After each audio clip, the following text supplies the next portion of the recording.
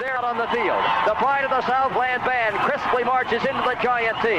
The rear, the roar of 97,000 fans rises with each rhythmic step. In the background, George Beatsis is singing "Fight, Balls, Fight." The orange and white Shakers flood the air. The Volunteers are ready at the north end of the football field to burst through the gate. They're coming now, racing onto the field through the Giant T. In that magic moment that says, wherever you are, it's football time in Tennessee.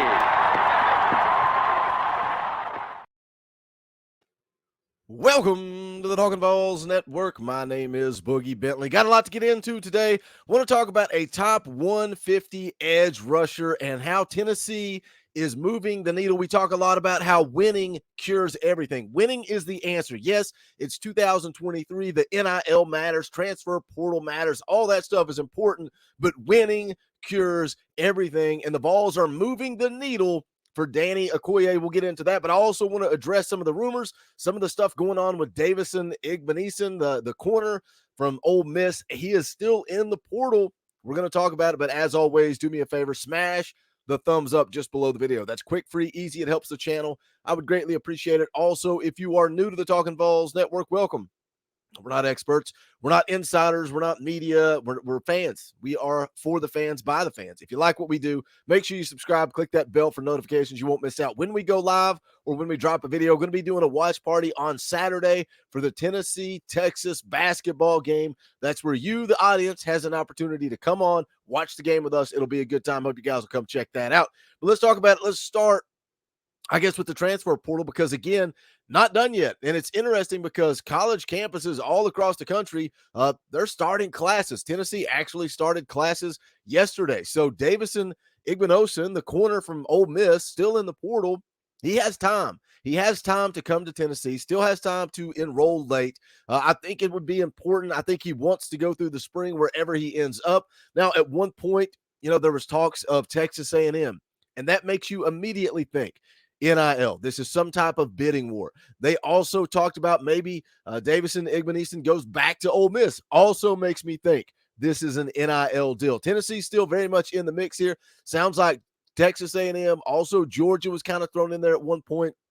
Those teams kind of seem to be fading into the background, and Davison Igbenegson is trying to make that decision between coming to Tennessee or returning to Ole Miss. Now, what do I think? If you go to VolQuest or to 247 Sports and see what those guys have to say, they kind of say don't really know at this point. I've got a good feeling about where Tennessee is at with this thing, and I'm excited because I think Davison Igbenegson is a guy that can come in and he can immediately push for that starting job. I think he could take that starting job. I said in the previous video talking about the defensive backs, the secondary, that nobody is really grabbing the bull by the horns and taking that job. And I think he's a guy that has that mindset. He has that dog mentality. He would go do it.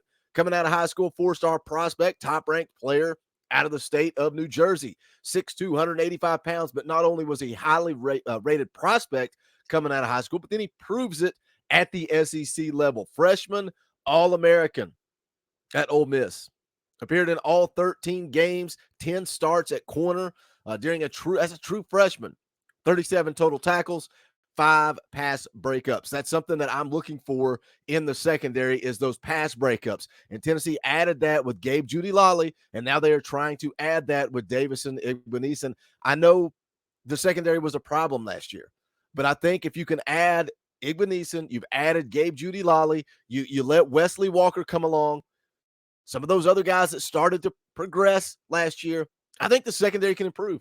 And then you've got some young freshmen, and that's the key. That's the importance that Tennessee missed out on is having those young upcoming freshmen and sophomore that they could plug and play and kind of develop. And that's what leads me into the class of 24, jumping back into the class of 24. Momentum in recruiting, stacking recruiting classes. Rodney Garner is absolutely building a dominant defensive line. Maybe not this year, but it's soon. Maybe next year. It's coming, guys. He is stacking legitimate talent. James Pierce. We saw Joshua Josephs go out and make plays this past season as a true freshman. Then you add 2 of the top edge rushers in the country with Shandavion Bradley and Caleb Herring. Now we move into the class of 2024, and Rodney Garner is going to continue to do it. And it starts right here with top 150 edge rusher Danny Okoye. You can see there The 247 Sports Composite has him as a 4-star prospect, number 1 ranked player out of the state of Oklahoma. And I feel like we say that a lot with Josh Heupel and this coaching staff. Top-ranked player out of Missouri, top-ranked players out of Kentucky, out of Georgia, and now out of Oklahoma. You're going and cherry-picking some of the top talent from all the states around the country. And Danny Okoye was on campus for Junior Day a couple of weeks ago, first time visiting Rocky Top, 6'4", 241 pounds. There's not a detailed scouting report on him out there yet, but in 2021, he finished his sophomore season with 78 tackles, 21 tackles for loss, 10.5 sacks, 2 forced fumbles, and a fumble recovery. He also had a punt return for a touchdown, so that must speak on his athleticism. Last season as a junior, he had 43 tackles, 16 tackles for loss, 6 sacks, and an interception, also 1 forced fumble. Added 14 carries for 64 yards rushing with a touchdown and 6 catches for 58 yards and a touchdown receiving. But Danny Okoye, again, he's coming in to play the edge position. I don't care about his athleticism and his punt returning. What I care about is his ability to get after the quarterback. Right now, it's early in his recruitment. Again, it was his first time visiting Rocky Top. But again, it goes back to momentum and moving the needle. And what gets a kid, one of the top 15 edge rushers in the country, out of Oklahoma? What gets him over to the East Coast? What gets him to the SEC? What gets him to Rocky Top? And that's winning. In his interview with VAWLS, he basically admitted that, talking about the Alabama game and seeing Tennessee beat Alabama. Here's a quote that he gave VAWLS talking about the visit, said it was a nice experience. It was a nice first trip. Checking in with them, I've always kept my eye on them, so meeting all the coaching staff and seeing how receptive they are and how much love the city brings out for their sports was really eye-opening. Guys, it's a wonderful time to be a University of Tennessee athletics fan. Look at where the baseball program's at. Ranked 2nd. Basketball team ranked 4th. Football team finishes out the season ranked 6th. That's the big 3. It's a wonderful time to be a Tennessee fan. And these kids come in, they went through, they came in for Junior Day. They went to the basketball game. Not a good basketball game. Probably shouldn't have talked about that, but they took in a great environment. They saw what this fan base has to offer. They saw what Rocky Top has to offer. And Danny Okoye came in and was a part of that.